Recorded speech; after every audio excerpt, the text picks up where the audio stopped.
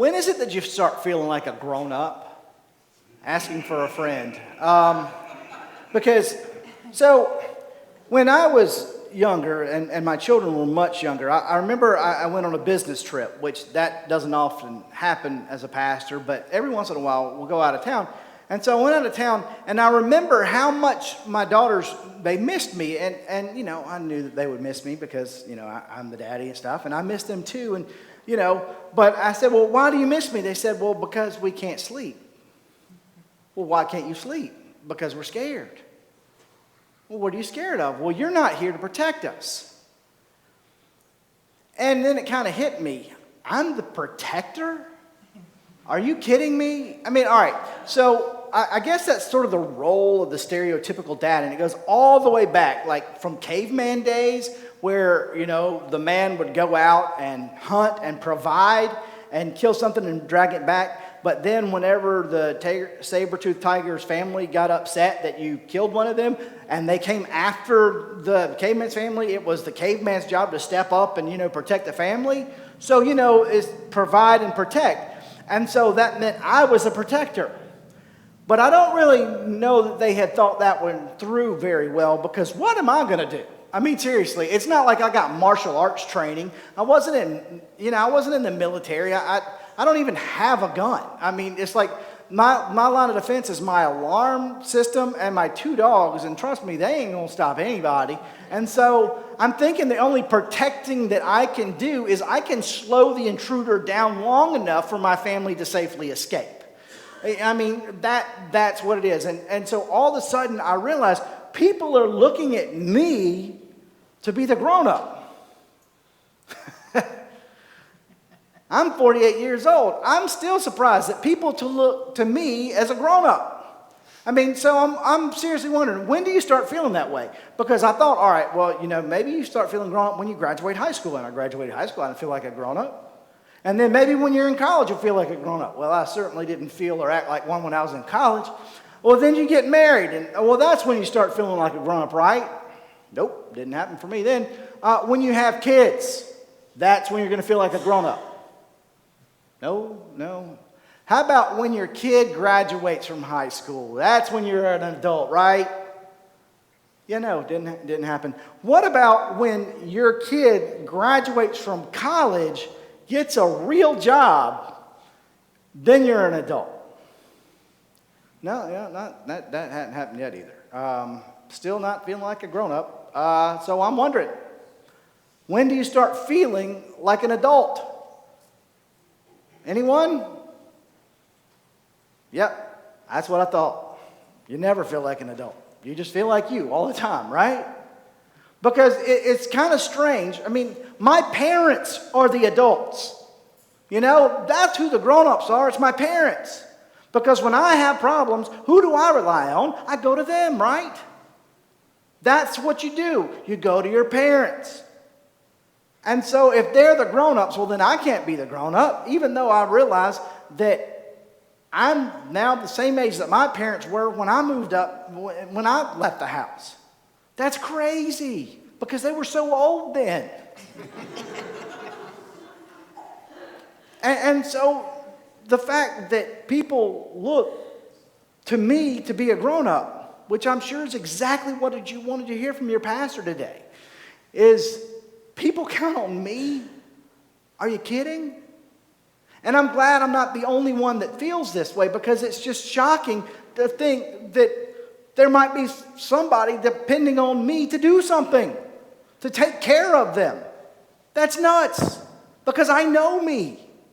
I ain't that guy. And I think that's probably exactly how the disciples kind of felt. In our gospel reading today, Jesus has been curing the sick and casting out demons and doing all these things. And he looks at all the people gathered, and he felt compassion for them because they were like sheep without a shepherd. And he said, "The harvest is plentiful, but the laborers are few. Pray to the Lord of harvest that he may call people to go out into the harvest." Which means to send other people out there. And then it goes on to say that there were 12 That there were 12 of the disciples, there were 12 of them in particular that Jesus called out, the 12 apostles. Because, something you may not realize, a lot of times in Scripture when it says disciples, it's not just talking about these 12 guys, a lot of times it's talking about all the people that follow Jesus. But there were 12 in particular ones. There were 12 special ones. And here they are. You've got first, Simon, also known as Peter, and his brother Andrew, James, son of Zebedee, his brother John, Philip and Bartholomew, Thomas and Matthew, the tax collector, James, son of Alphaeus, and Thaddeus, Simon the Canaanian, and Judas Iscariot, the one who betrayed him. So let's look at these guys, huh? You've got Simon. We've heard of Simon, right? He's the first one. He's number one. He's like the best one, the rock star. And he's the one that spends most of the Bible digging his foot out of his mouth, and then he ends up, denying Jesus 3 times. That's the best one. Then you have his brother Andrew, and you know what his claim to fame is? Yeah, he's Peter's brother. You got James and John. They're also in the top 4, right? They were fishermen, no big deal. Their claim to fame was they decided to argue about which one of them was the greatest. I'm sure that was their shining moment. Excuse me, it's not good. And so then you have James, the other James, that he's just known as the other James. And then you've got Simon of the Canaanite, because he can't be the other Simon. And you've got Mathew, the tax collector. Oh, the big time sinner. We talked about him last week. Philip and Bartholomew, and then there's Thomas. Oh, he doubted. And then, of course, you have Judas, the one who betrayed him. These are the rock stars of the Christian faith, ladies and gentlemen. And can you imagine how they felt when Jesus said, hey guys, I'm going to send you out like sheep into the midst of wolves. Who you sending now, Jesus? Us?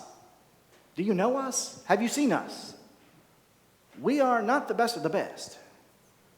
We're at best ordinary, I mean, what about those people over there? Now, I'm sure at first, they're feeling pretty good about themselves. Jesus picked me. But then sooner or later, they realized, are we grown-ups?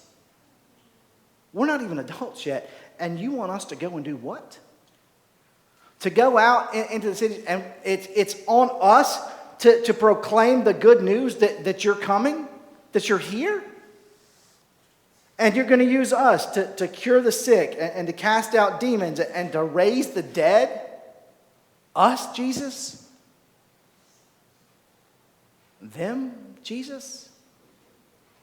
That's the best we got? I mean, come on, it's like a presidential election. Seriously. We can't do better than that. You know what's crazy? Jesus is still sending ordinary people today. People like me and you out into this world. You know what that means? God trusts us. God trusts us. You, me. We know our faults and failings. We know that there are better folks than us out there, and yet we have been chosen to go and spread the good news of Jesus Christ. Maybe you're perfect, but I'm not. Maybe you're good, I'm not.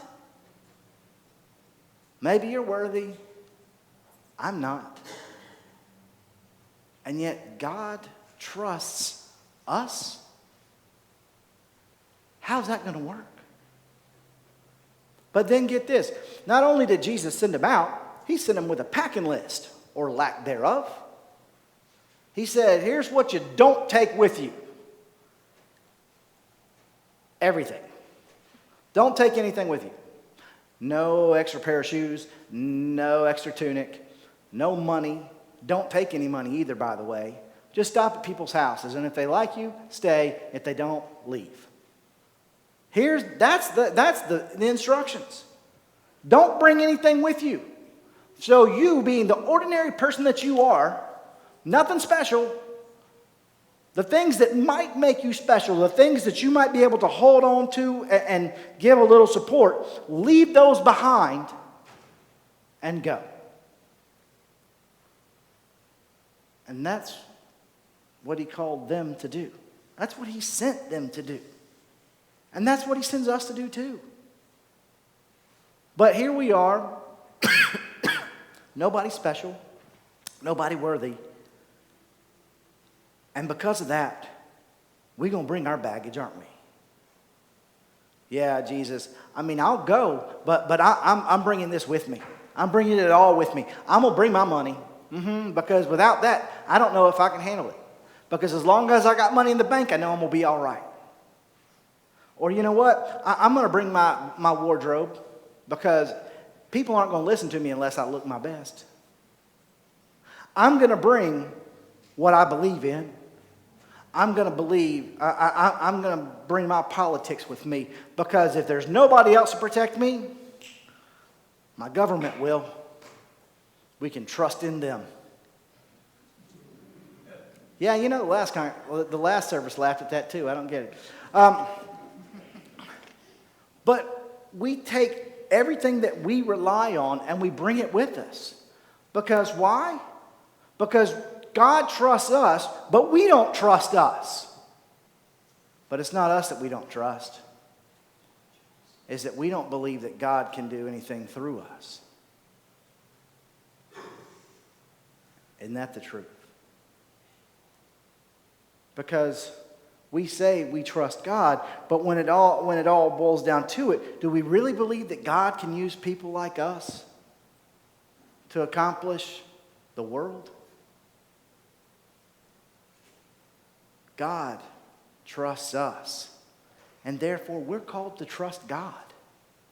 We're called to trust that God will give us the right words, that God will give us the strength, that God will give us the abilities. God will provide whatever it is that we need to get the job done. Trust God because God trusts you, my friend. God believes in you. God has gifted you and has given you all that you need to do what you're called to do. Trust that. Trust God that you are enough, that you are exactly who you are, where you are, when you are, how you are, what you are for a reason. That's the baggage you're called to bring. That's on your packing list. Trust God because God trusts you. Amen.